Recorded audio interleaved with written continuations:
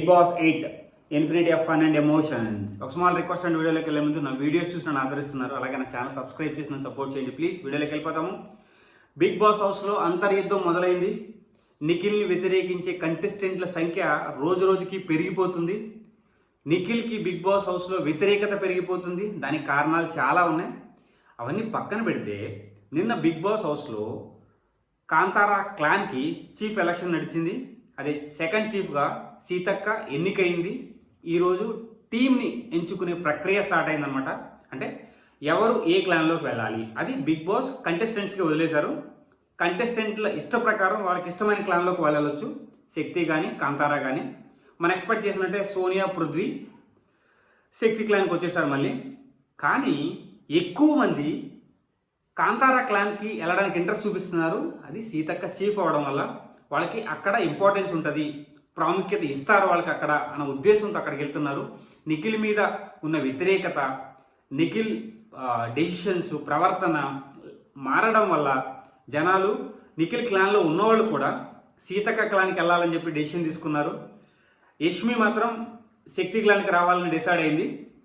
అది ఇంకా డిస్కషన్ నడుస్తుంది, కానీ యష్మి శక్తి క్లాన్కి వస్తుంది. దీని ప్రకారం మీకేం అర్థమైంది అంటే నిఖిల్కి బిగ్ బాస్ హౌస్లో డౌన్ఫాల్ స్టార్ట్ అయింది.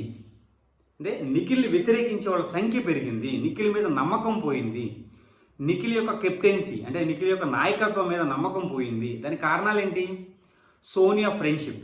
అది నిఖిల్ ఎప్పుడు మాంతాడు, నిఖిల్ ఎప్పుడు గాడిలో పడతాడు అవన్నీ మనం చెప్పలేము.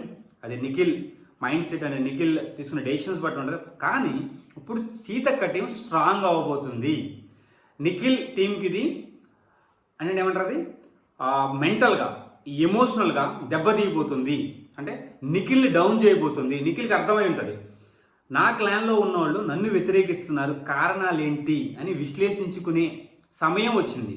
ఇప్పుడు బుర్ర పాడు చేసుకునే సమయం వచ్చింది. ఎందుకంటే ఇంతవరకు నువ్వు తీసుకున్న డెసిషన్స్ చాలా అన్ఫేర్గా ఉన్నాయని చెప్పి అందరికి అర్థమైంది. ఎందుకంటే మేము నిఖిల్ క్లాన్లో ఉంటే మాకు ఇంపార్టెన్స్ ఉండదు, మమ్మల్ని గుర్తించాడు, లీస్ట్ ప్రయారిటీ మాకు ఇస్తాడు, ఎప్పుడు ఒకరికే అది ఇద్దరికే ప్రయారిటీ ఇస్తాడు, అతను మాట్లాడే విధానం అందరినీ హ్యాపీ చేసేలాగా ఉంటుంది తప్ప ప్రయోజనం ఉండదు అన్న డెసిషన్కి వచ్చేసారు.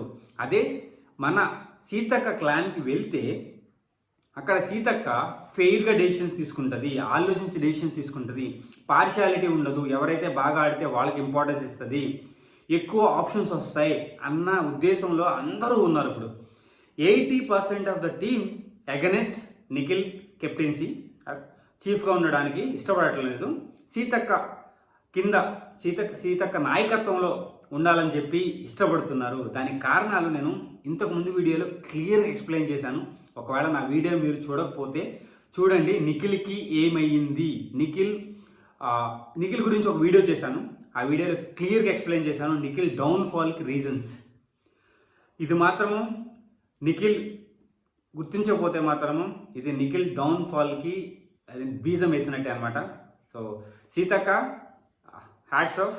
సో నువ్వు నీ చీఫ్గా ముందుకెళ్తావని చెప్పి అందరినీ ఇంప్రెస్ చేస్తావు, అందరికీ ఇంపార్టెన్స్ ఇస్తావు, అందరి చేత మన్ననలు పొందుతావని చెప్పి ఊహిస్తున్నాను, అనుకుంటున్నాను.